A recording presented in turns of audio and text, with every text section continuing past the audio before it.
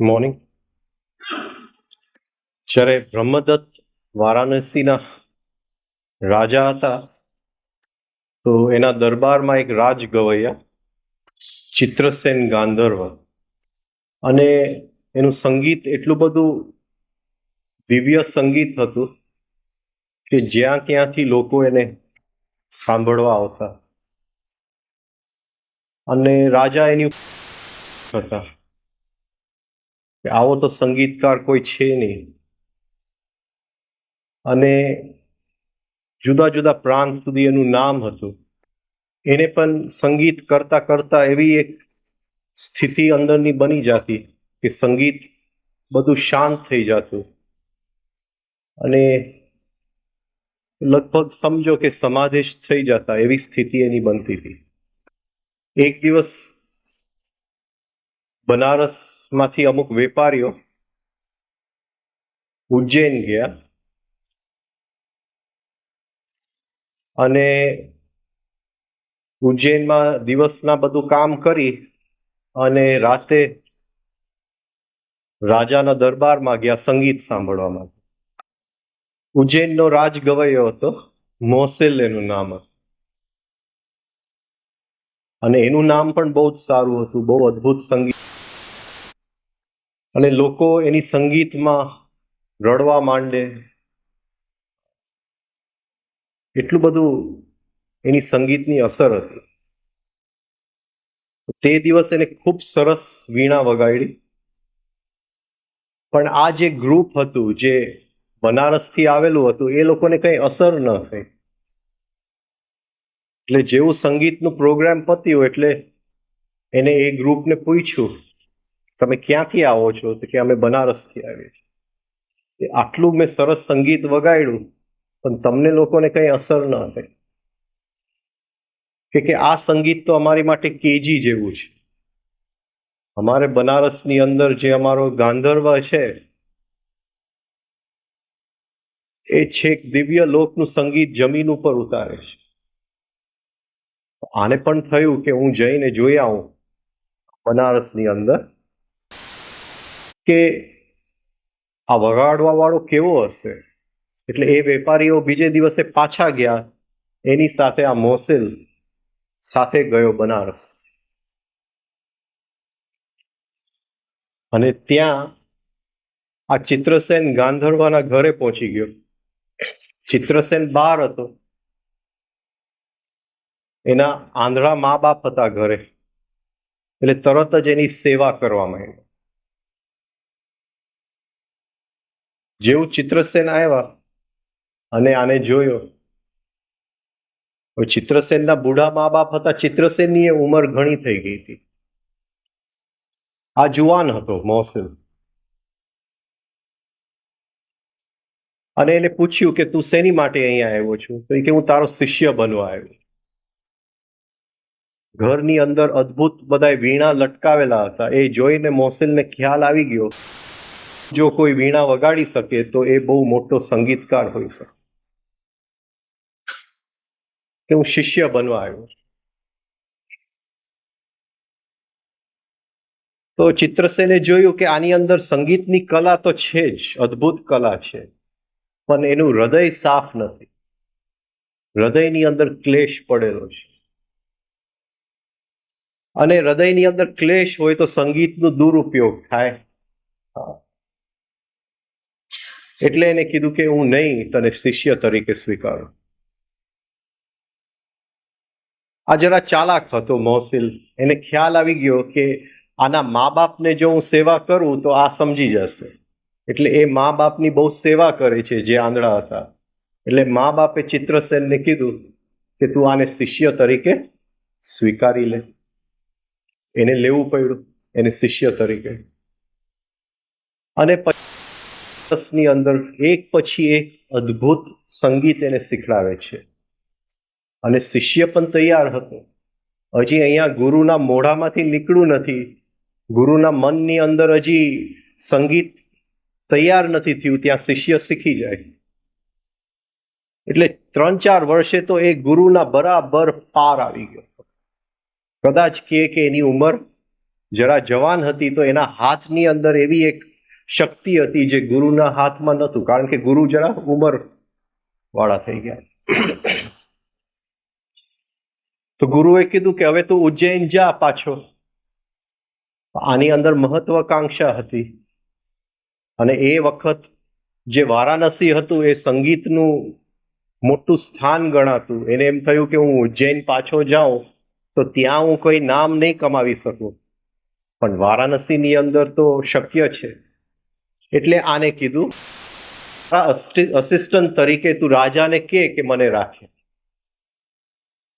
એટલે આને રાજાને કીધું કે આ મારા અસિસ્ટન્ટ તરીકે રાખો આને. એટલે રાજા એને રાખ્યો અને અડધા પગારે રાખ્યો. એટલે આને થયું કે અડધા પગાર શું કામ, હું ને મારા ગુરુ તો બરાબર છે, તો મારો પગાર અને ગુરુનો પગાર સરખો હોવો જોઈએ. એટલે એને ગુરુને કીધું કે આપણા બેવની સંગીત વચ્ચે સેજ પણ ફરક નથી, એટલે તમે રાજાને કહો કે મારો પગાર અને તમારો પગાર એક સરખો હોવો જોઈએ. તો ગુરુને એમને પણ લાગ્યું કે વાત બરાબર છે, એ મારાથી સેજ પણ ઉતરતો નથી. એટલે એ જઈને રાજાને કહે આવ્યા કે એનો પગાર મારા જેટલો સરખો હોવો જોઈએ. રાજા કે એવી રીતે કેમ બને, એક કામ કરીએ, આપણે એક કોમ્પિટિશન રાખીએ, તું ગાય અને જો એ જીતી જાય તો એનો પગાર તારે બરાબર થઈ જશે. હવે આની ઉંમર હતી ચિત્રસેનની, મા બાપ બુઢા હતા, એટલે એને અંદર જરા ચિંતા થઈ કે આ તો જુવાન છે, બધું જે જ્ઞાન મારી પાસે હતું મેં તો શીખડાવી દીધું છે એને, અને એ ચોક્કસ જીતી જ જશે કોમ્પિટિશનની અંદર. અને પછી હું મારા બુઢા મા બાપને સાચવીશ કેવી રીતે જો મારી પાસે કામ નહીં હોય તો. એમ કરતા કરતા એનું મન શાંત થઈ ગયું. અને એ જે સ્થિતિ એની સંગીતમાં બનતી હતી એ સંગીત વગર બની ગયું. એ સ્થિતિની અંદર એ પહોંચી ગયો. અને ત્યાં કંઈક અંદરથી અવાજ આવ્યો, કદાચ અંદરના ગુરુનો હોય, સદગુરુનો હોય.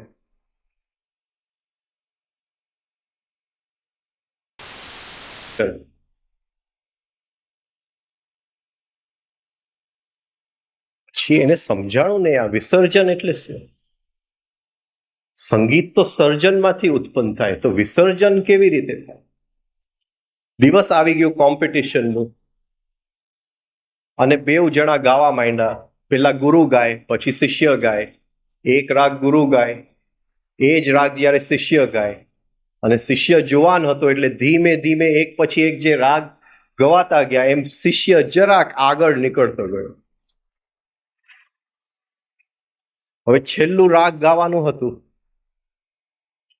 ત્યાં એને ખ્યાલ આવે છે કે જે સંગીત ઉત્પન્ન થાય છે એ સર્જનમાંથી ઉત્પન્ન થાય છે. જો હું વિસર્જનમાંથી કોઈ સંગીત ઉત્પન્ન કરું તો આ કોમ્પિટિશન જીતી જાઉં. એટલે છેલ્લું રાગ જ્યારે પૂરું થવા આવે છે એટલે એ વીણાના તાર પહેલું તાર તોડે છે, અને અદ્ભુત જે સંગીત અત્યાર સુધી નહોતું નીકળ્યું એની આખી જિંદગીમાં, એવી સંગીત નીકળવા માંડ્યું. બીજું તાર તોડે છે અને એનાથી આગળનું સંગીત નીકળે છે. એવી રીતે એ વીણાના બધાય તાર તોડી નાખે છે અને કંઈક ગજબનું સંગીત નીકળી આવે. આને રાગ ગાવાનો વારો આવ્યો એટલે એને પણ તાર તોડ્યા, પણ ત્યાં સંગીત ન નીકળ્યું એના. એવી રીતે ગુરુ જે છે એ જીતી ગયો. એ જે અંદરનો અવાજ છે, જે સર્જનની શક્તિ છે, એ જનલોકમાંથી આવે છે. એ કોઈક સમયે બધું શાંત થાય છે અને કનેક્શન થઈ જાય છે, ત્યાંથી કંઈક ઉતરી આવે છે. એ આ ગુરુને બચાવી લીધું. હજી આપણે જનલોકમાં જ આ શિબિર પૂરી કરવાની છે. જો ઈશ્વર ઈચ્છા થાય તો તપલોક અને સત્યલોકમાં જાશું. અવિદ્યા, hideous hag whose footsteps left the midnight dark. અવિદ્યા. આપણે જોયું કે મહાકાલની અંદર કંઈ નથી બચતું, ખાલી જોવાની ક્રિયા બચે છે,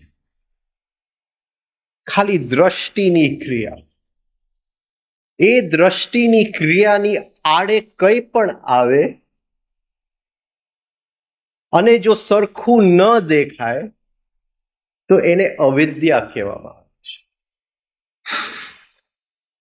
વિદ એટલે પ્યોર વિઝન, પ્યોર જસ્ટ જોવાની ક્રિયા. કોણ કરે છે જોવાની ક્રિયા એ પણ નક્કી નથી, જસ્ટ જોવાનું ચાલુ છે, પ્યોર વિઝન. અવિદ એટલે એ વિઝન તો છે પણ પ્યોર નથી. તો હું જોઉં છું એક વસ્તુને અને જો સ્મૃતિ સાથે આવી ગઈ તો એ અવિદ્યા છે.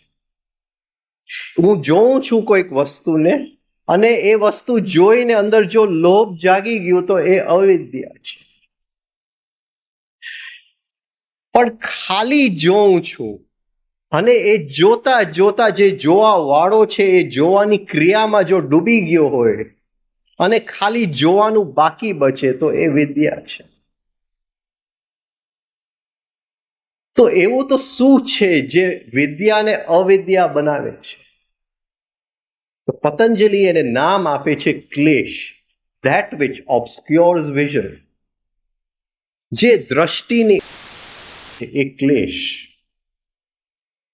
એક અંદરનો રત્ન છે, એની પ્રકાશ પારદર્શક કોથળીમાંથી નીકળે છે પણ એ પ્રકાશની આડે કંઈક આવે છે, ક્લેશ.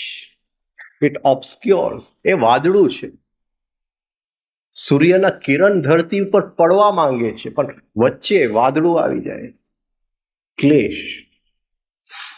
તો જે જોવાની ક્રિયાને ઓબ્સ્ક્યોર કરે, જે રોકે જોવાની ક્રિયા, જે સાચું હોય એને આપણે જોઈ ન શકીએ, એને અવિદ્યા કહેવામાં આવે છે.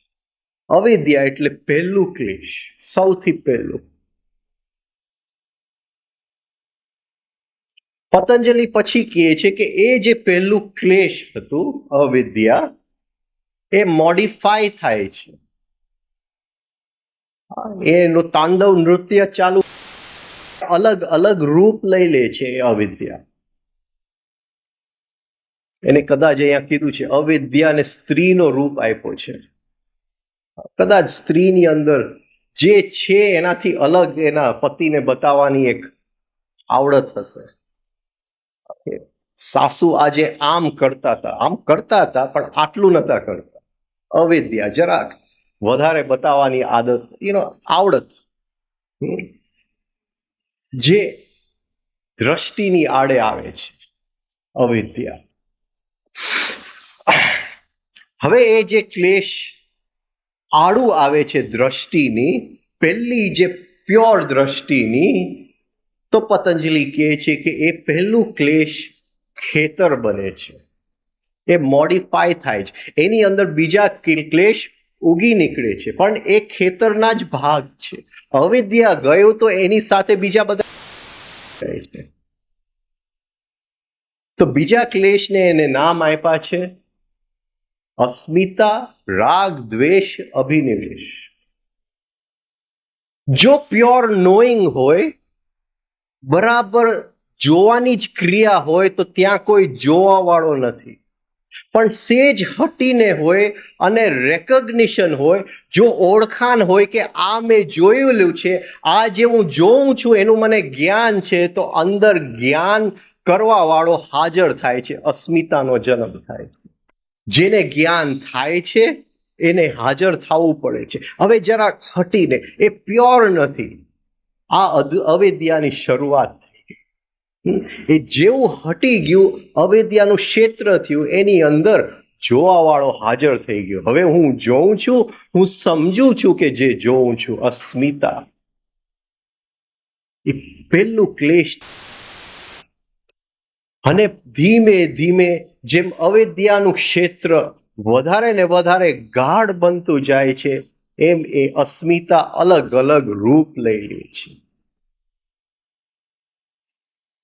ગુરજેફ કહે છે કે એટલા બધા રૂપ લઈ લે છે કે એક અસ્મિતા રહેતી નથી, ઘણાય બધા અસ્મિતા થઈ જાય છે, એના ટુકડા થઈ જાય છે. એક વ્યક્તિ રહેતો નથી, ઘણા બધા વ્યક્તિઓ અંદર થઈ જાય છે. અને ગુરજેફ તો ક્યાંય સુધી અસ્મિતાને લઈ જાય છે, પર્સનાલિટી ને ફોર્સ પર્સનાલિટી ને ક્યાંય સુધી, એટલી ગહેરાઈમાં એ અસ્મિતામાં ગયો.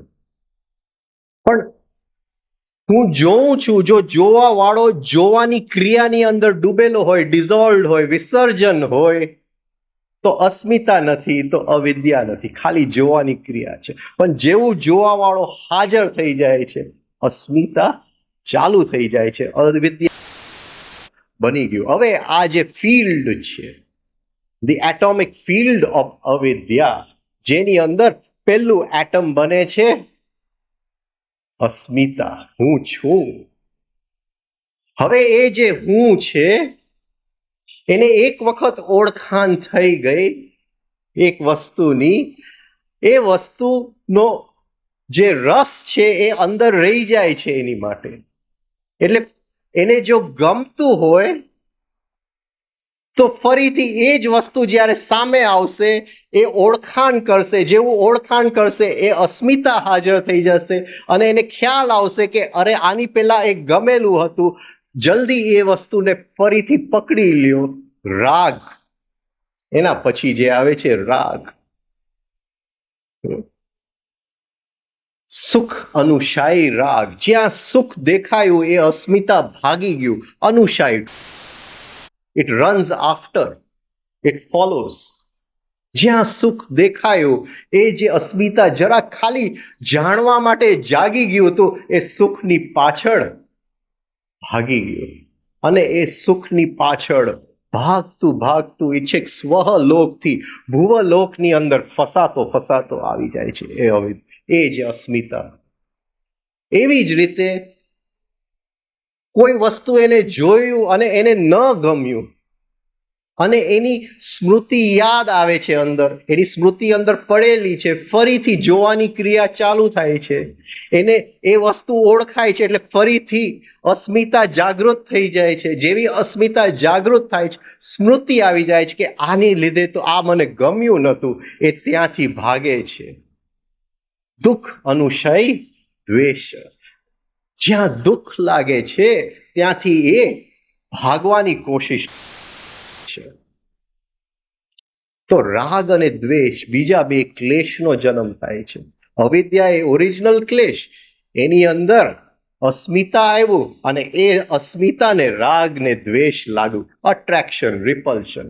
હવે જીવનની અંદર બીજું કંઈ, ક્યાંક અટ્રેક્ટ થયો, ક્યાંક રિપલ્સ થયો, ક્યાંક અટ્રેક્ટ થયો, ક્યાંક રિપલ્સ થયો, કંઈક ગમે છે, કંઈક નથી ગમતું. એ જેવું એ 70 વર્ષની જિંદગીનો સરવાળો કાઢે તો આ ગમ્યું, આ નતું ગમ્યું, એના સિવાય કોઈ સરવાળો નીકળશે નહીં. હવે એ અસ્મિતા જે શરૂઆત પ્યોર નોઈંગ થી થઈ હતી, એ ધીમે ધીમે ફસાતો જાય છે દ્રવ્યની અંદર. જેમ અસ્મિતાનું વાદળું વધારે ને વધારે ઘેરું બનતું જાય છે, જેમ સ્મૃતિની અંદર જે સંસ્કાર પડેલા જાય છે, એ ધીમે ધીમે સ્થૂલ સૃષ્ટિ ભૂલોકની અંદર એ અવિદ્યા આવીને ઘર કરી જાય છે. હવે ભૂલોકની વસ્તુઓમાં રાગ દ્વેષ, અને એક પોઈન્ટ એવો આવે છે જ્યાં ભૂલોકનું શરીર છોડવું પડે છે. અને ભૂલોકનું શરીર છોડવું પડે છે, એને યાદ નથી કે આ જ્યારે અસ્મિતા ચાલુ થયેલું ત્યારે તો આ શરીર નહોતું, પણ એને એ વસ્તુ યાદ નથી, ક્યાંય ગુમ થઈ ગયું છે. એને એમ થાય છે કે આ એક જ શરીર છે, એ જો ન છૂટે કોઈ પણ હિસાબે જો એને હું પકડી શકું તો છેલ્લો ક્લેશ જન્મ થાય છે અભિનિવેશ. ગમે તેમ હું મારી જાતને સાચવી રાખ. કન્ટિન્યુઇટી, ધ સેન્સ ઓફ કન્ટિન્યુઇટી. મૃત્યુ વખતે જે સેન્સ ઓફ કન્ટિન્યુઇટી છે એ તૂટી જાય છે અને અંદર ઈચ્છા છે કે એ તૂટે નહીં. કન્ટિન્યુઇટી એટલે હા, એકતાંતા. એકતાંતા. મૃત્યુ વખતે એ તૂટી જાય છે અને એને થાય છે કે જ્યાં એ કન્ટિન્યુઇટી જો તૂટી જાય તો મારું શું થશે, એ અસ્મિતાને થાય છે. એટલે અભિનિવેશ, એને મૃત્યુનું ભય લાગે છે.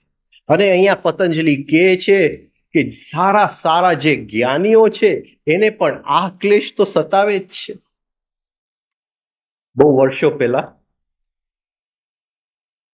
મારે એક જણાની સાથે જમવાનું થયું.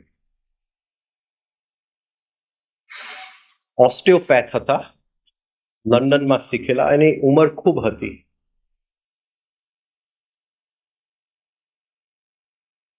નામ હતું ડોક્ટર ઘોષ.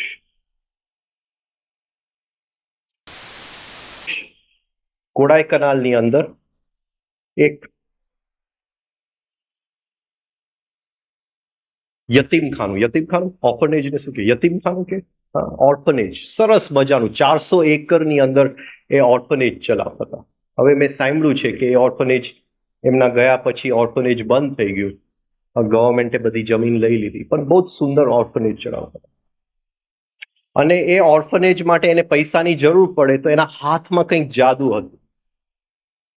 કોઈના હાડકાં તૂટી ગયા હોય, કોઈને કંઈક હાડકું વાંકું હોય તો એના હાથના માલિશથી જ એને સારું થઈ જાય. એને કોઈ ડોક્ટર પાસે પ્લાસ્ટર બાંધવા ન જવું પડે. કંઈક અદ્ભુત કલા હતી એના હાથમાં.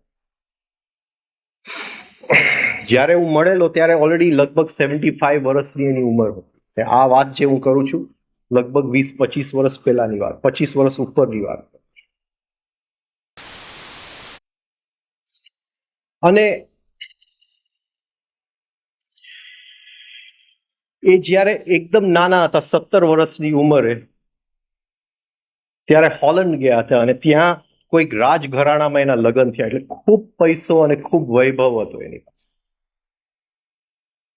ત્યાંથી રજા માટે ઇન્ડિયા આવ્યા. એટલે જસ્ટ જેમ બધાય જાય છે એમ પોંડિચેરી ગયા અરવિંદના દર્શન કરવા. અરવિંદની આંખ મળી એની આંખની સામે અને એને કીધું કે જે છે એ બધું છોડી દે અને ફરીથી ચાલુ કરી દે. શું એને થયું? બધો પૈસો છોડી દીધો, કોડાઈકનાલ ગયા અને ભજીયાની રેકડી ચાલુ કરી. હવે લંડનમાં એ શીખેલા એટલે એના હાથમાં આ કમાલ. કોઈની ઉપર હાથ મૂકે એ સાજો થઈ. એટલે ભજીયાની રેકડી કરતા કરતા એને આ ઓર્ફનેજ ચાલુ કર્યું.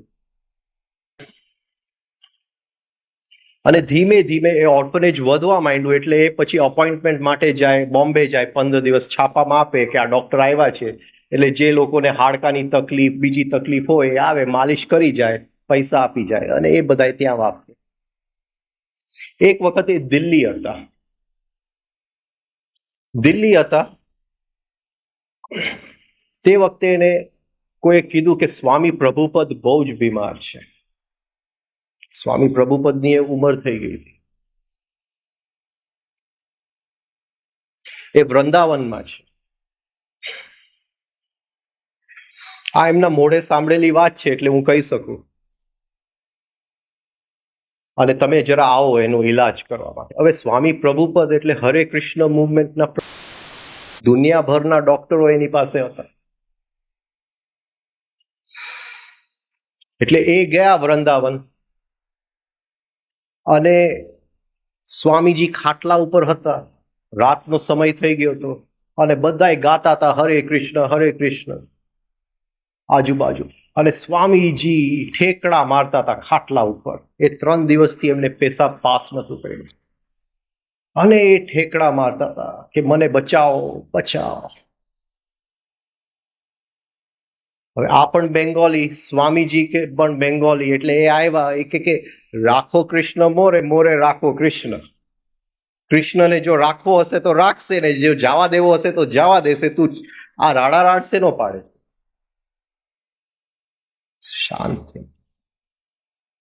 અભિનિવેશ. પતંજલિ કહે છે કે જે એકદમ પહોંચેલા છે એને પણ એ છોડ. તો આ અવિદ્યા જે છે એ ક્ષેત્ર છે, એ ક્ષેત્ર છે. એની અંદર આ ચાર ક્લેશ આ રીતે રમી રહ્યા છે. પણ જો પ્યોર સીઈંગ હોય તો ચાર ક્લેશ એની મેળે પડી જાય છે, અવિદ્યા એની મેળે ગુમ થઈ જાય છે. ખાલી જોવાની ક્રિયા જો બચે, એની આડર કઈ ન આવે. અવિદ્યા, hideous hag whose footsteps left the midnight dark. Midnight એટલે ભૂલોક. એ અવિદ્યાના પગલા જેમ પડતા પડતા ગયા, એ જે રાગ દ્વેષ, સ્વહલોકથી ભુવલોકથી ભૂલોક, એવા બધા એવી રીતે આપણે આ જેલમાં ફસાઈ ગયા રાગ દ્વેષ અભિનિવેશની. સ્મિતા એવું ફસાઈ ગયું કે ખ્યાલ નથી આવતો કે એમાંથી કેમ નીકળવું. પણ એ કહે છે કે પ્યોર સીઈંગ જ્યાં હોય ત્યાં એની મેળે એ જેલમાંથી મુક્તિ છે. The people most separated from God are the ascetics with their asceticism, the devotees by their devotion, and the knowers by their knowledge. Ascetics, જે લોકો શરીર વડે પરમાત્મા તરફ જાય છે એને એસેટિક કહેવામાં આવે છે. હથયોગ, ગુરુજીએફની ભાષામાં the way of the fakir, ascetic. Devotees, જે ભક્તિનો માર્ગ પકડે છે એ ડિવોટી. ડિવોટી એટલે ભક્ત. એન્ડ ધ નોઅર્સ, નોઅર એટલે જ્ઞાની, જે જ્ઞાનનો માર્ગ પકડે છે. તો એ કહે છે ભગવાનથી સૌથી વધારે દૂર કયા લોકો છે? એસેટિક્સ વિથ ધેર એસેટિઝમ. એસેટિક્સ, જે હથયોગ દ્વારા જાય છે, એનો હથયોગ જ એને આડો નડે છે. એના કરતા કોઈ ગ્રહસ્થી છે એ જરા નજીક છે.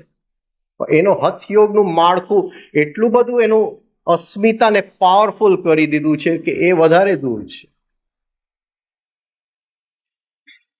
ડિવોટીઝ બાય ધ ડિવોશન, ભક્તને એની ભક્તિ જ નડે છે.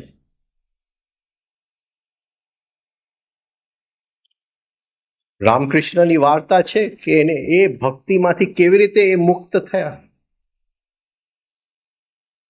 અને એ મુક્ત થયા, કાલી માતાનું માથું કાપી અને મુક્ત થયા. અંદર, બહાર નહીં, મંદિરમાં. તો ભક્તને જે નડે છે એની ભક્તિ જ નડે. ને ઘણીવાર ભક્તિ કંઈક વિચિત્ર પ્રકારની હોય છે કે આ રામની મૂર્તિ હોય તો જ ભક્તિ થાય, કૃષ્ણની હોય તો નહીં થાય.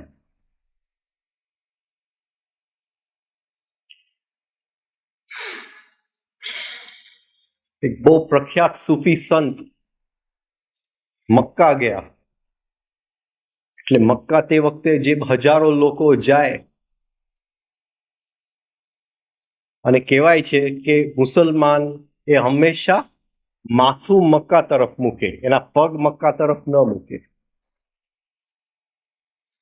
અને આ સંત એ જ દિવસે બરાબર પગ મક્કા તરફ મૂકી અને સૂઈ ગયા. એટલે બીજા લોકો એને જગાડ્યો કે આ તું શું કરી રહ્યો છે? કે હું શું કરું, મને હર જગ્યાએ જ ભગવાન દેખાય છે.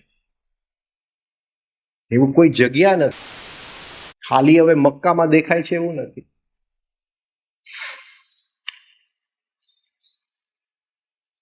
તો ભક્તને એની ભક્તિ નડે છે અને જ્ઞાનીને એનું જ્ઞાન નડે છે. ચોક્કસ જ્ઞાન તો નડે જ છે.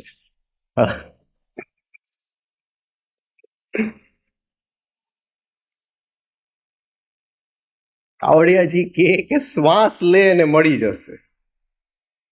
અને કોઈ હિસાબે આ વસ્તુ મગજમાં ઉતરે જ નહીં. આટલી સરળ વસ્તુ કેવી રીતે આપણું ઈગો સેટિસ્ફાય ન થાય? કોઈ કે નહીં ભાઈ, હા 1,00,000 મંત્ર આ કરવા પડશે, જંગલની વચ્ચે કરવું પડશે, હા એક પગ ઉપર ઊભા રહીને કરવું પડશે, 10 દિવસનો ઉપવાસ કરીને કરવો પડશે, તો અંદર કંઈક આપણું આ કંઈક કીધું. પણ કંઈ જ કરવાનું નથી, રોજનું કામ જ કરવાનું છે, એ જ ઓફિસમાં જવાનું, એ જ બાળકો, એ જ ઘર, ખાલી શ્વાસ તું લે છે એ લયમાં લેવાનું છે. વસ્તુ ગળે ન ઉતરે, અને જ્ઞાનીના તો ગળે જ ન ઉતરે, કોઈ હિસાબે ન ઉતરે. એ જ્ઞાન છોડવું પડે, એ જ્ઞાનને એક બાજુએ મૂકવું પડે. તો અહીંયા તાવડિયાજી કહે છે, ધ પીપલ મોસ્ટ સેપરેટેડ, ભગવાનથી સૌથી દૂર કયા લોકો છે? હઠયોગી, જેનો યોગ આડો નડે છે, ભક્ત જેનો ભક્તિ આડો નડે છે, અને જ્ઞાની જેનું જ્ઞાન આડો નડે છે.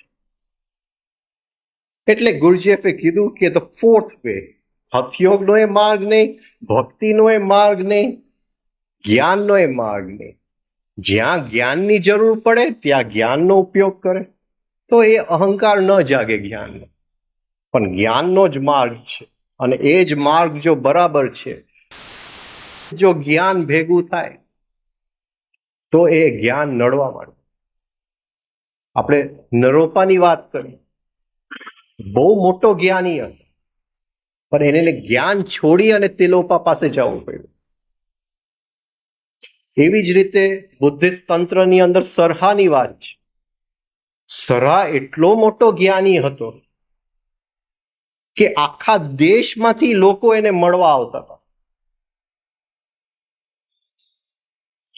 અને એની જ્ઞાનની કોઈ સીમા નથી.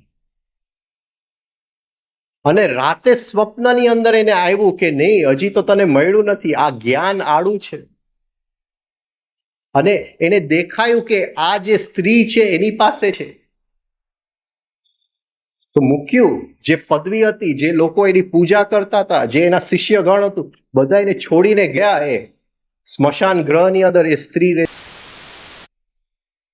લાશો બાળતી હતી.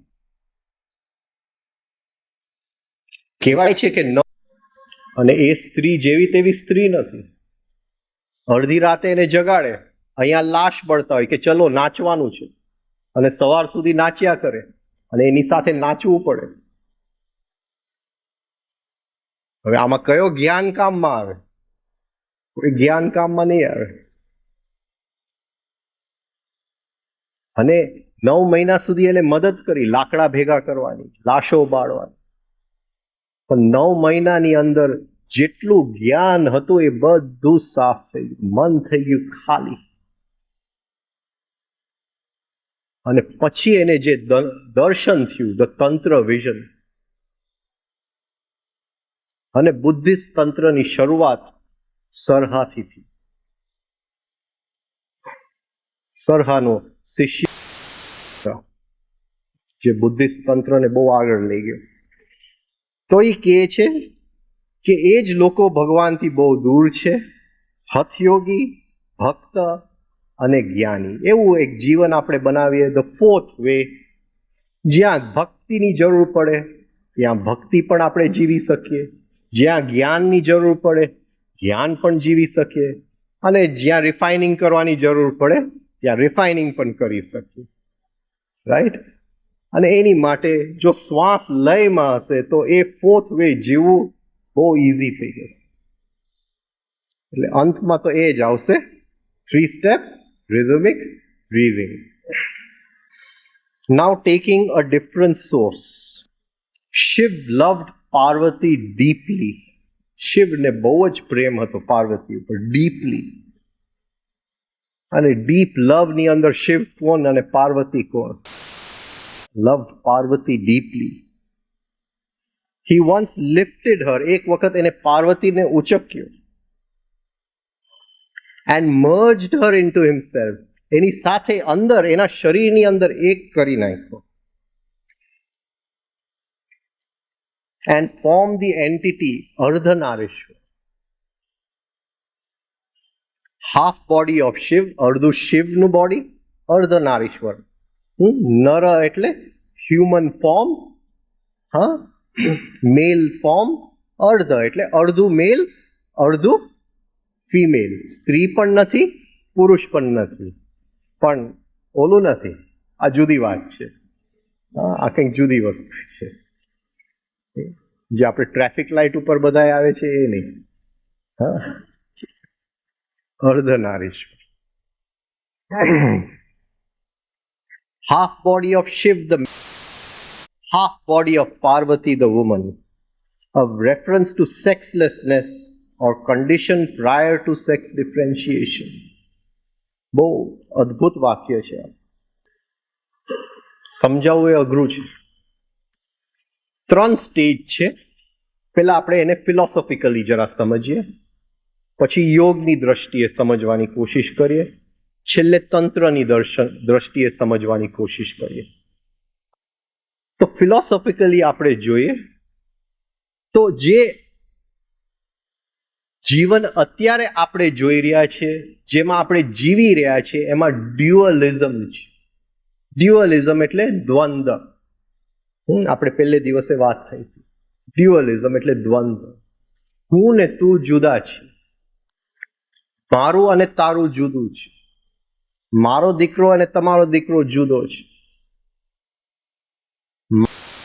તમારું ખાવાનું જુદું છે. ખાવાનાની સાથે જરા માણસનું અટેન્શન જરા બહુ ચીટકેલું હોય, એ શું ખાય છે.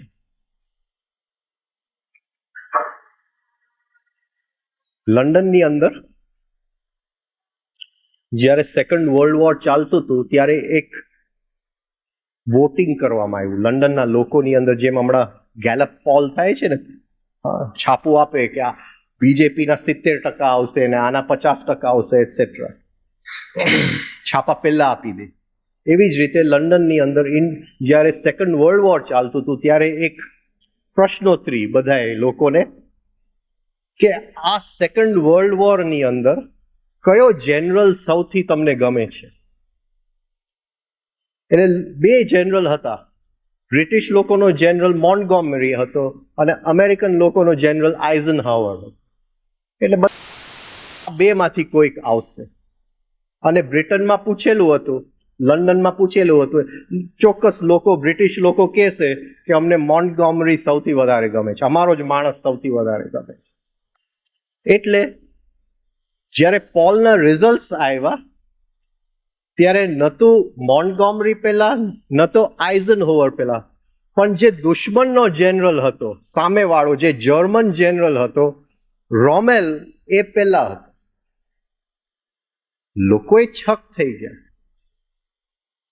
એટલે એ લોકોને પૂછવામાં આવ્યું કે તમે કેમ રોમેલને તમારો મત આપ્યો. એટલે એ લોકોએ એક કિસ્સો કીધો બધાએ કે ઘણા બધા બ્રિટિશ સોલ્જર્સ જે છે એ પકડાઈ ગયા હતા, કારણ કે રોમેલ નોર્થ આફ્રિકામાં એનું કોમ્બેટ સ્ટ્રેટેજી ચલાવતો હતો, નોર્થ આફ્રિકાના ડેઝર્ટ્સની અંદર. કે હિસ્ટ્રીની અંદર જે 5-10 એકદમ હોશિયાર જે જનરલ્સ છે એમાં એક રોમેલ હતો. Julius seizure, Alexander, જેંગિસ Khan, હેનિબલ, Rommel, આવા 5-6 જેનું નામ ઇન્ડિયામાં હતું. જહાંગીરનો જનરલ હતો મોહબ્બત ખાન. અદ્ભુત એની એ મોહબ્બત ખાનની કોઈક વખત જિંદગી વાંચીએ, અદ્ભુત છે, પણ હવે લાંબી વાત થઈ જશે. તો રોમેલે ઘણા બધા બ્રિટિશ સોલ્જર્સને કેદ કરેલો અને એ બ્રિટિશ સોલ્જર્સને ખાવાનું સારું નતું મળતું. એટલે એક જણાએ હિંમત કરી કે હું જઈને જનરલને કહી આવું. તો ગયો રોમેલને તંબુની અંદર કહેવા માટે કે જનરલ અમને ખાવાનું સારું જોઈએ છે. તો રોમેલે કીધું કે એક કામ કર, મારું ખાવાનું પડેલું છે એ જા. તો એને ખોલીને જોયું, જે એ લોકો ખાતા હતા એનાથી એ ખરાબ હતું. એક કિસ્સો છપાયેલો બ્રિટિશ અખબારોની અંદર, કારણ કે જે લોકો પાછા આવ્યા હતા એ લોકોએ આ કિસ્સો કીધો. એટલે બ્રિટિશ લોકોએ કીધું કે સૌથી સારો જે જનરલ છે એ રોમેલ છે. તો મારું અને તારું દ્વંદ ધીમે ધીમે આપણી દ્રષ્ટિ એવી બની જાય છે કે જ્યાં દ્વંદ નથી ત્યાં પણ દ્વંદ દેખાવા માંડે છે. સૂર્યોદય સૂર્ય અસ્ત, અહીંયા દ્વંદ નથી પણ આપણા સાયકોલોજીકલ કન્ડિશનિંગ એવું થઈ જાય છે કે ત્યાં પણ દ્વંદ દેખાવામાં, ત્યાં દ્વૈત છે, ત્યાં દ્વંદ નથી. એ એક જ વસ્તુના બે પાસા છે. પ્રકાશ અને દ્વૈત છે. હકીકતે અંધકારનું ધ્યાન કરતા કરતા એ જ અંધકાર એવો ગાઢ બની જાય છે કે એની આભા નીકળી આવે છે. એ ઓરિજિનલ પ્રકાશ છે. તો આપણી યાત્રા દ્વંદમાંથી દ્વૈત અને દ્વૈતમાંથી અદ્વૈત, એ અદ્વૈતની જે સિમ્બલ છે એ અર્ધનારીશ્વર છે. અડધું શિવ, અડધું પાર્વતી. ડીપ લવ એને શબ્દ હોય, અનુભવવા જેવું છે જીવનની અંદર કોઈક વાર કે ડીપ લવમાં શું થાય છે. ડીપ લવમાં આપણી અસ્મિતાને અંદર આપણે શોધવા જવું પડે છે. હું ક્યાં છું? કારણ કે આપણે ક્યાંય છે જ નહીં, એ જ છે. શ્વાસની અંદર એ જ છે. બહાર ઝાડનું પાંદડું દેખાય છે, પાંદડું નથી દેખાતું, એ જ દેખાય છે. એ જો ડીપ લવની આપણું લવ પણ જરા મીણબત્તી જેવી લવ હોય, એ મીણબત્તી જલ્દી લગ્ન કરી નાખીએ એટલે લવ તો ગયું, મીણબત્તી બંધ થઈ ગયું. પણ ડીપ લવની અંદર આ અર્ધનારીશ્વરની અનુભૂતિ થાય છે. પણ કદાચ આપણું બ્રેઇન હવે એવું થઈ ગયું છે કે લવ કરવું જરા મુશ્કેલ છે આ યુગની અંદર. લવ શું? હવે બે કોમ્પ્યુટર જ્યારે લવ કરશે એકબીજાની સાથે ત્યારે જોવાઈ જશે. હા, હવે આપણે કઈ એવા રહ્યા નથી કે લવ કરી શકીએ. હવે યોગ કહે છે કે આ વસ્તુ સાયકિકલી પણ થઈ શકે, કે સ્ત્રીના અંડમાં અને પુરુષનું વીર્યની અંદર એ બીજ તત્વ નથી.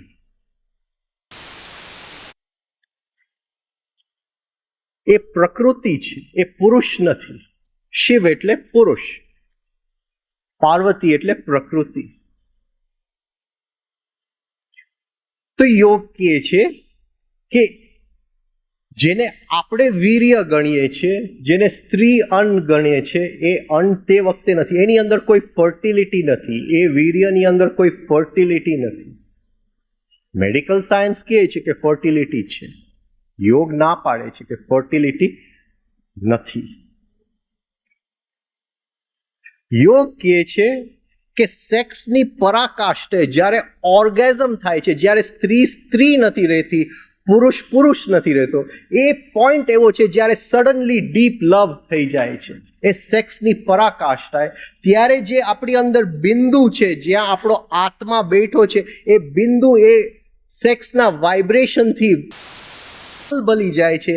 એ વીર્યની અંદર બીજ મૂકે છે, સ્ત્રીના કોષની અંદર બીજ મૂકે છે, ત્યારે એ ફર્ટાઇલ થાય છે યોગની ભાષામાં. ત્યાં સુધી એ ફર્ટાઇલ નથી. તો યોગ કહે છે કે ભલે પુરુષ હોય પણ એ જે વીર્ય છે એ તો સ્ત્રી જ છે, એ પાર્વતી જ છે, કારણ કે એની અંદર હજી શિવનું બીજ નથી.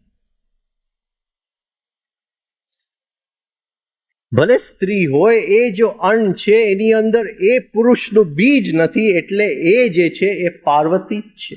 અને એ પાર્વતી જે શિવ બિંદુમાં બેઠા છે, એને ધીમે ધીમે ત્યાં સુધી જો લઈ જવામાં આવે તો શિવ અને પાર્વતી એક થઈ જાય, અર્ધનારીશ્વર. પણ એ સેક્સ એનર્જીને તપાવવું પડે, અને એ સેક્સ એનર્જી નીચે છે અને અગ્નિ ઉપર છે. તકલીફ ત્યાં છે, અગ્નિ હૃદયમાં છે, સેક્સ એનર્જી નીચે છે. ગડબડ થઈ ગઈ. આ કુદરતે કંઈક બનાવવામાં ગોટાળો કરી નાખ્યો લાગે છે. કેમ સાધના કરું? એટલે પહેલી વસ્તુ એ ટ્રેનિંગ આપવામાં આવે છે કે એ સેક્સ એનર્જી જરા ઉપર લે, અગ્નિને નીચે લે, એટલે તપાવી શકે. એ જેમ એ સેક્સ એનર્જીને તપાવે છે, ધીમે ધીમે એને ઉપર લઈ જાય અને બિંદુમાં બેઠેલો બીજની સાથે એક કરી નાખે છે. તો એ અર્ધનારીશ્વર આપણી અંદર થાય છે. આપણે પુરુષ પણ નથી, સ્ત્રી પણ નથી, હકીકતે બેવ છે. પોલેરિટી તો બેવ છે અંદર. અને આ થઈ શકે છે. અને જેવું આ થાય છે, સાયકિક લેવલે જે સંસ્કાર હોય છે સ્ત્રીનો કે પુરુષનો, એ ત્યાં ને ત્યાં ખલાસ થઈ જાય છે. ભલે બહારનું શરીર જે હોય. યોગ કોલ્ડ સેક્સ એનર્જી સાથે વાત કરે છે કે કોલ્ડ સેક્સ એનર્જીને લઈ જાઓ અને એ જે શિવ છે એને સાથે પાર્વતીને એક. આ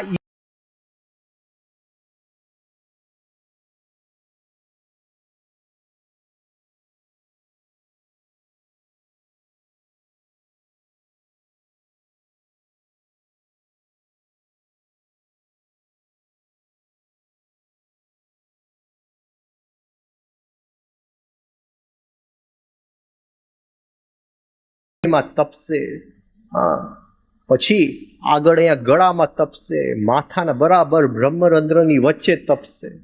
ત્યારે એ સેક્સ એનર્જી આ પૃથ્વીનો નહીં રહે, આ પ્રકૃતિનો નહીં રહે, આ ગ્રહમંડળનો નહીં રહે. એ સૂર્ય એનર્જી એને મળવા આવશે. 3 જાતની સેક્સ એનર્જી છે. એક જે આપણે ખાવાનું ખાય છે અને એ ખાવાનું જે વીર્ય બને છે, એ ખાવાનું જે અંડ બને છે સ્ત્રીનું. બીજું જે આપણા માતા પિતા આપણને આપે છે. આપણો પ્રોબ્લેમ એ છે કે માતા પિતા તરફથી જે સેક્સ એનર્જી આવે છે એનો જથ્થો ફિક્સ્ડ હોય છે. એ ફિક્સ્ડ હોય છે એટલે એને વેડફી નાખીએ છીએ. આપણને ખ્યાલ નથી, કોઈ કીધું નથી કે આ તો સૌથી કિંમતી આપણી મૂડી છે, એને વેડફી નાખીએ છીએ. લગભગ જ્યારે ખાવાનામાંથી સેક્સ એનર્જી બનવા માંડે છે ત્યારે એનો જથ્થો બહુ ઓછો છે. પણ એ અદ્ભુત સેક્સ એનર્જી છે જે માતા પિતા તરફથી આવે છે. એ જો સાચવેલું હોય તો સેક્સ એનર્જીને ઉપર ઉઠાવવું બહુ ઇઝી છે. કારણ કે ખાવાનામાંથી જે સેક્સ એનર્જી બને છે ખેંચાઈ જાય છે, વિચારોની અંદર ખેંચાઈ જાય છે, ભાવની અંદર એ તો લીકેજ થયા કરે છે. પણ એ એનર્જી સ્થિર છે જે માતા પિતાએ આપેલી, એ વેડફી નાખીએ છીએ, રહેતું નથી. એટલે આપણી પાસે જે બચે છે એ ક્રૂડ સેક્સ એનર્જી. એ ક્રૂડ સેક્સ એનર્જી લઈને આપણે યાત્રા કરવું પડે છે. એનાથી યાત્રા વર્ષો નીકળી જાય છે. એને રિફાઇન કરતા કરતા રિફાઇન, જરા એ રિફાઇન કરતા કરતા જેમ એ રિફાઇનરીની અંદર ઉપર ઉઠવા માંડે પછી આપણે એને અગ્નિ આપી શકીએ. પણ માતા પિતાએ આપેલું જો એ સાચવેલું હોત તો આ કામ અત્યારથી ચાલુ થઈ જાય. આપણી પાસે જથ્થો તો છે, ઉપર ઉઠેલો જથ્થો છે, ખાલી એને તપાવવાનું જ છે. માતા પિતા ધ્યાન નથી રાખતા. જ્યારે છોકરો 11 વર્ષનો, 12 વર્ષનો, 14 વર્ષનો, જ્યારે સેક્સના ડિફરન્શિએશન થાય છે, જ્યારે હોર્મોનલ ચેન્જની શરૂઆત થાય છે, ત્યારે એને સેક્સ એજ્યુકેશન આપવામાં આવવું જોઈએ કે તારે આ એનર્જી સાથે શું કરવું. એને ફેંકી ન દેતો વિચારની અંદર, એને ભાવની અંદર ટુકડા ટુકડા ન કરી દે. મારા દિલ કા હો ગયા ટુકડા હજાર, કંઈક ગાતા હોય છે. 6 songs we sing, દિલ કે હો ગયે ટુકડે હજાર. અરે કેમ દિલ કે હો ગયે ટુકડે હજાર? કેવી રીતે થાય? એવા તો નબળા છે આપણે. આવા ગીત ગાય એટલે એમ જ જીવીએ આપણે.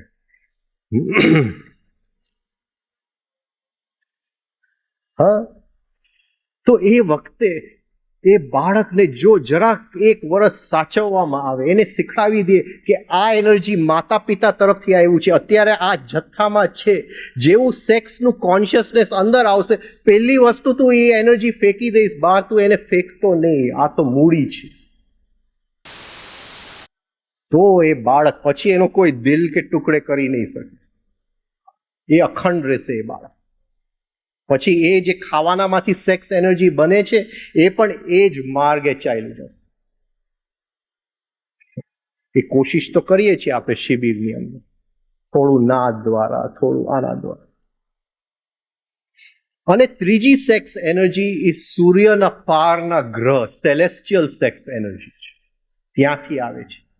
એ જ્યારે આ સેક્સ એનર્જી માતા પિતાનું સેક્સ એનર્જી બેઉ ભેગા થઈને બ્રહ્મરંધ્રની અંદર આવે છે, ત્યારે અહીંથી યોગી એવો શ્વાસ લે છે જે આ એટમોસ્ફિયરનો શ્વાસ નથી આવતું, એવા વાઇબ્રેશન આવે છે જે સૂર્યની પાર છે, ત્યાં ત્રણેયનું મિલન કરે છે અને એક અદ્ભુત ઘટના યોગીની અંદર બને છે. આ બધું અનુભવવા જેવું છે.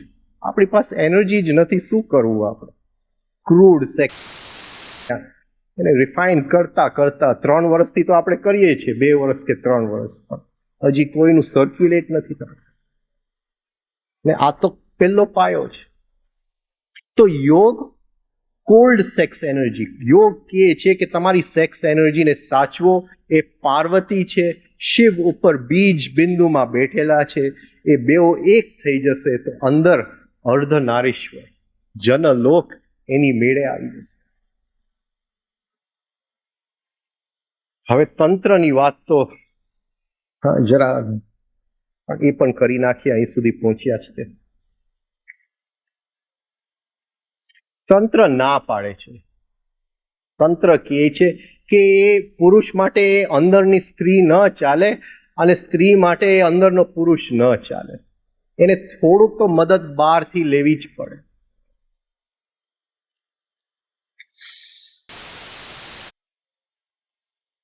અમે ફરતા હતા ખજુરાવની અંદર અને એક ફ્રેસ્કો હતો, એટલે ત્યાંનો સારામાં સારો ગાઈડ હતો બ્રિજેન્દ્રસિંહ. ઘણી ચોપડીઓમાં એનું નામ છે. અને એને કંઈક સમજાવતો હતો કે આ રીતે. મેં કીધું 1 મિનિટ હું સમજાવું કે આ શું થઈ રહ્યું છે, તમને જરાક ઉપયોગમાં આવશે આ ગાઈડ તરીકે. હવે તંત્રની અંદર ઘણા વર્ષોના ટ્રેનિંગ પછી, અને આ યુગમાં તંત્ર શક્ય નથી. જે બ્રેન તંત્ર કરી શકતું હતું, હા, એ 100-150 વર્ષ પહેલા મરી ગયું એ બ્રેન. હવે જે બ્રેન છે, તંત્ર એની માટે જસ્ટ એક ફેરી ટેલ છે. એ તંત્ર ન કરી શકે. ઓફકોર્સ અંદર હાઈએસ્ટ સેલિંગ આઇટમ તંત્ર છે, એટલે તંત્ર ઉપર ચોપડી લખી શકે, એ તંત્ર કરી ન શકે. જેટલા લોકોએ તંત્ર ઉપર ચોપડી લખી છે એ કોઈ કરી શકે એવી સ્થિતિમાં નથી, કારણ કે આ બ્રેન આગળ નીકળી ગયું, એ તંત્ર કરવા માટે લાયક નથી. હવે એ 3 સ્ટેપ રિધમિક બ્રીધિંગ કરે તો એને ઓટોમેટિકલી અંદર ને અંદર તંત્ર સમજમાં આવી જાય. પણ તાંત્રિક કહે છે કે જે ખજાનો છે એ તો સ્ત્રી પાસે છે, પુરુષ પાસે નથી. ખજાનો તો સ્ત્રી પાસે છે. અને પુરુષ જો સેક્સની અંદર ઉતરે એ સ્ત્રી સાથે અને એનું વીર્ય સ્ત્રીની અંદર જાય અને સ્ત્રી એ વીર્યને અંદર કેમ ચર્ન કરવું એ શીખી ગઈ હોય વર્ષોના ટ્રેનિંગ. કારણ કે જે અંડ છે એ ફેલોપિયન ટ્યુબની અંદર છે, એ ગર્ભની અંદર નથી. વીર્યને 24 કલાક મિનિમમ નીકળી જાય છે યાત્રા કરતા કરતા ફેલોપિયન ટ્યુબ સુધી પહોંચતા, એ અંડ સુધી પહોંચતા. પણ જો એ જે તાંત્રિક જે સ્ત્રી છે એને જો બરાબર જો યોગ કર્યું હોય ગુરુની નીચે 5 વર્ષ 7 વર્ષ, તો એ એવી રીતે અંદરની મુદ્રાઓ કરે કે ઇમિડિયેટ જેવું અહીંથી છૂટે છે એ વીર્ય અંદર જઈ અને એ અણ જોડે એક થઈ જાય છે.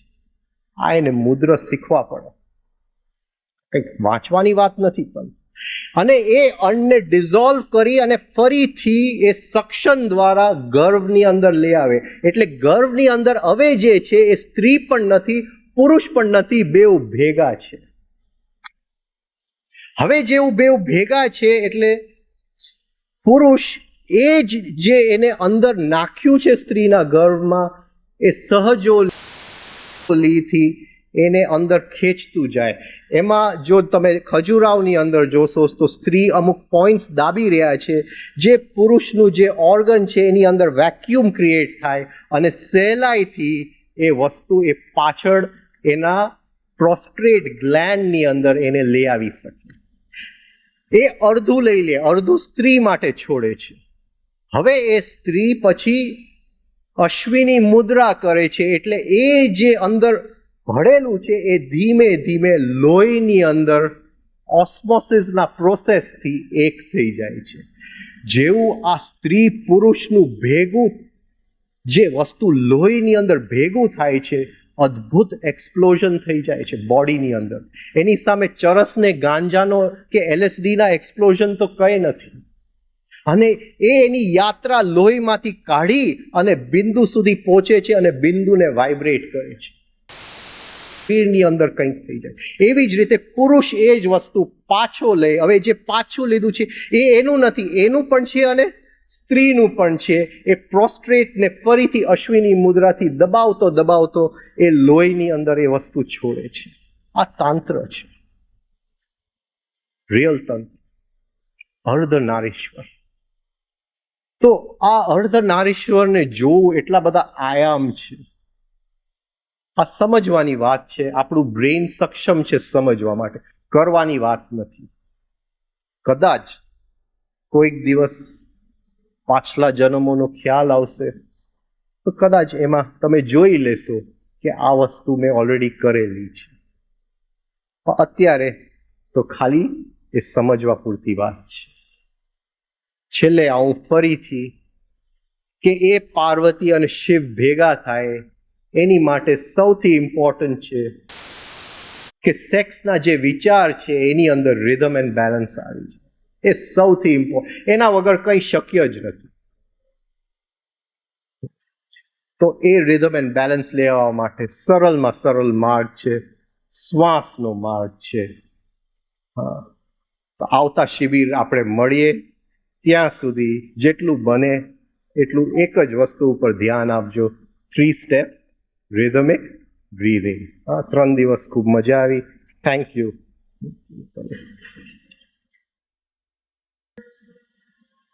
જીવનમાં ક્યારેક ક્યારેક એવા અવસરો આવે છે કે જ્ઞાન પોતે પ્રગટ થવા માંગે છે. ક્યારેક ક્યારેક એવી ક્ષણો આવે છે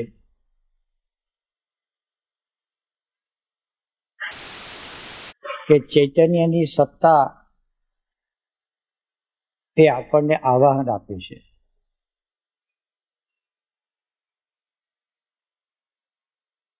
ભાગ્યે જ પ્રગટ થાય એવા તંત્રના રહસ્ય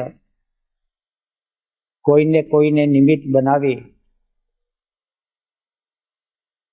અને જ્ઞાન રૂપે પ્રગટ થયા છે.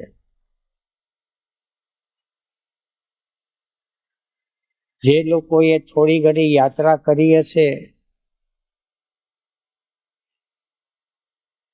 એની અમુક ક્ષણ પૂરતી સ્થિતિ પણ બની જાય.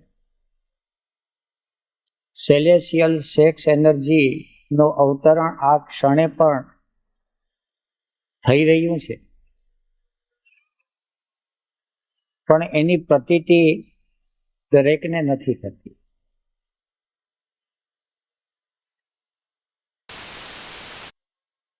અને એનું કારણ ઘણા બધા કારણ છે.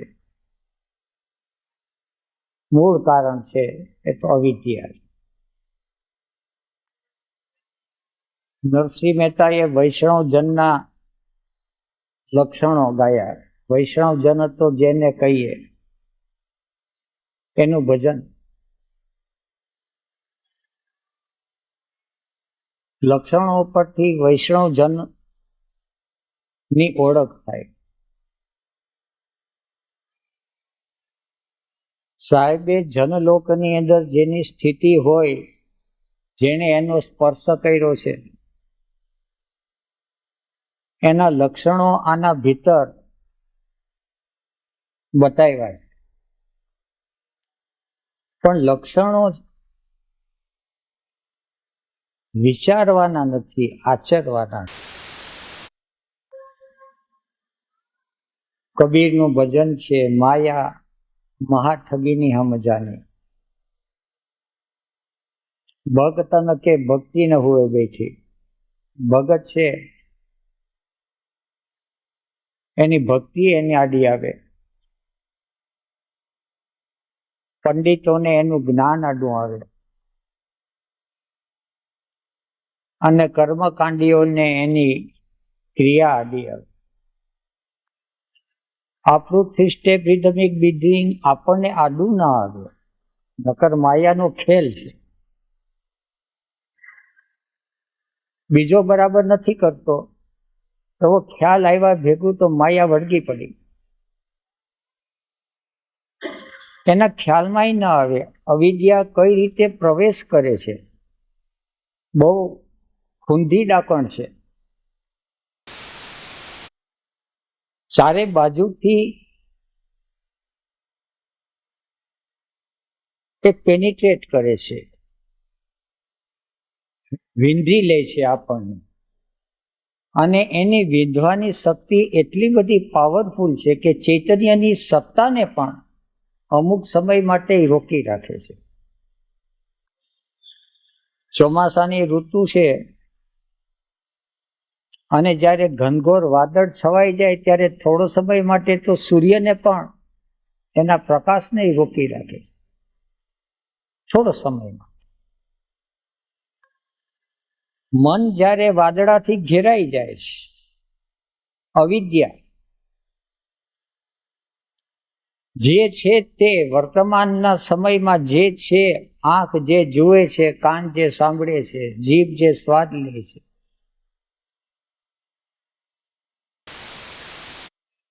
એનો આધાર છોડી દે એટલે અવિદ્યા મનમાં પ્રવેશ કરી લીધો. વિચારે ચડી ગયો, સ્વપ્નમાં ચડી ગયો, આશા અને કલ્પનામાં, ચિંતામાં. પછી તો એના અનેક રૂપ છે, ડાર્કર એન્ડ ડાર્કર. મનના પ્રદેશની અંદર અવિદ્યાએ પગ પેસારો કરી લીધો.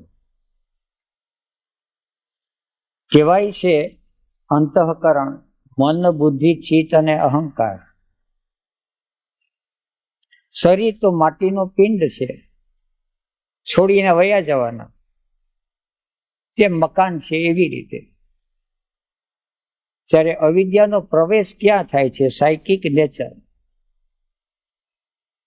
એને સમજવા માટે 4 વિભાગ કરે, પણ સમજવામાં. તો મનની અંદર અવિદ્યા જ્યારે પ્રવેશ કરે છે ત્યારે એના લક્ષણો આ છે કે વિચારે કે ચિંતામાં ચડી જાય, કલ્પનામાં ચડી જાય. બુદ્ધિની અંદર જ્યારે અવિદ્યા પ્રવેશ કરે છે ત્યારે એની અંદર ડિફરન્સિએશન, ભેદભાવ પેદા થાય. અને ભેદભાવ છે પેલી શરૂઆત, ભેદની શરૂઆત થાય છે સ્ત્રી અને પુરુષથી,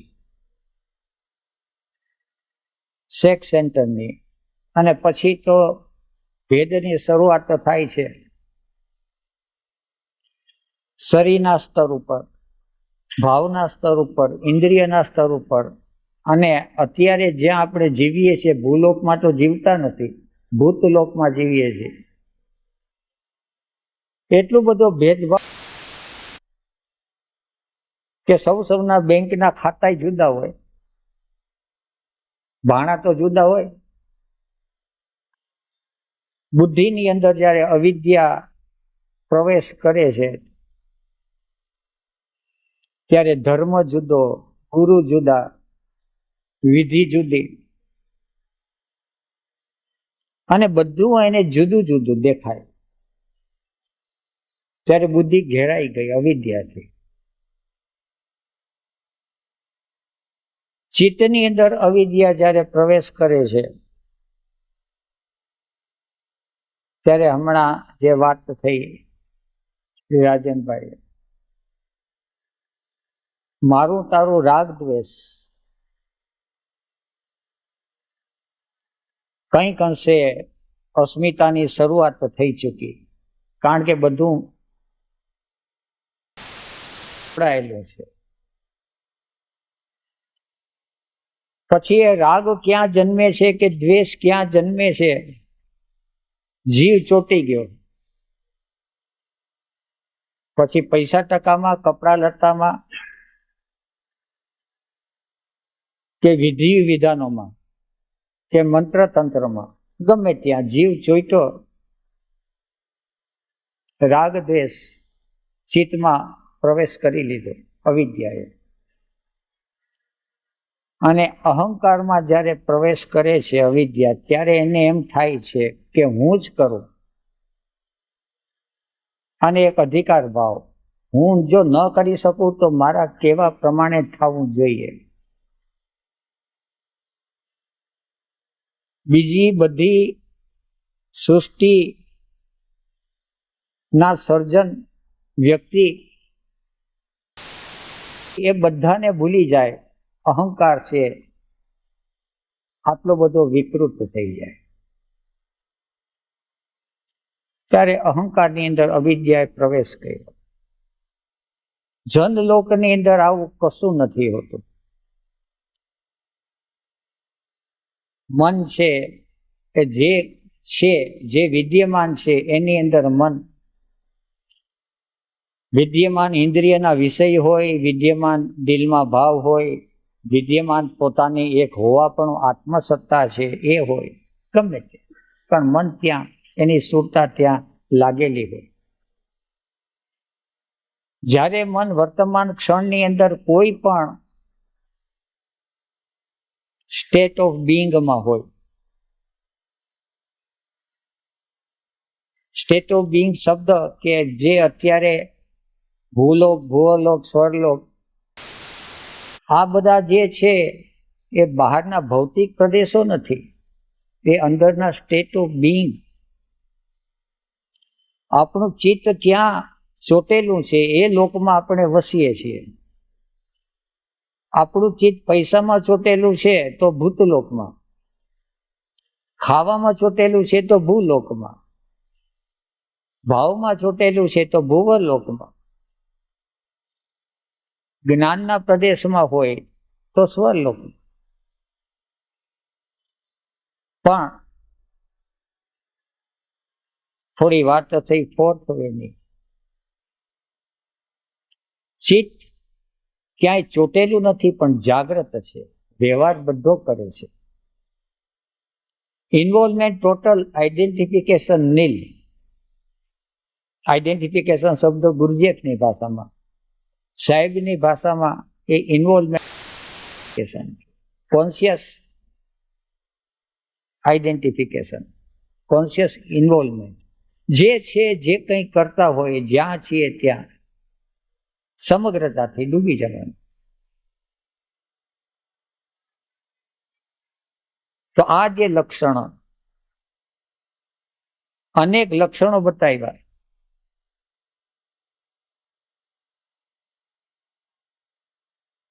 અને છેલ્લે જે લક્ષણ બતાવ્યું,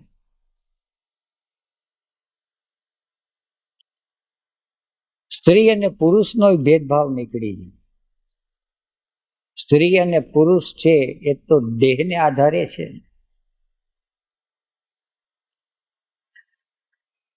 વિજ્ઞાનમાં કંઈક બહુ ખબર નથી, પણ XX ને XY બધા XX તો છે જ, ક્યાંક વાય આવી જાય, એકાદ ખૂણો જાય, WHY જે છે. પછી તો અંદર ગહેરું છે, કારણ કે એનર્જી પણ મેલ ફિમેલ છે, શરીર જ છે એવું નથી. પણ ભૂલોકમાં, ભૂવલોકની અંદર પણ મેલ ફિમેલ એનર્જી, ભૂત હોય ને ભૂતિણી હોય, ડાકણ હોય. સ્વલોકમાં પણ મેલ ફિમેલ છે, દેવ અને દેવી. પણ પછી શિવ અને પાર્વતી બંને મળી જાય છે. તંત્રની અતિશય ગહેરી વાત કરી. પણ ફરીથી આ બધી વાતો છે જો વિચારે ચડી ગયા તો માયા વળગી ગઈ, અવિદ્યા થઈ ગઈ, કામના જાગી, શું અધીરાઈ આવી ગઈ. પહોંચવાના છે તો નક્કી છે. ધીરે ધીરે યાત્રા કરીએ છીએ અને અત્યારે આપણે જે છૂટા પડીએ છીએ એ પોરો ખાધો છે, પૂર્ણાહુતિ નથી. હા, ફરીથી થોડા પાણી પેશાબ કરી આવીએ, ખાઈ પીએ એટલે વળી 2-3 મહિને જરા પાછા તાજા બાજા થઈ જાય એટલે ફરીથી યાત્રા શરૂ કરો. બસ બસ.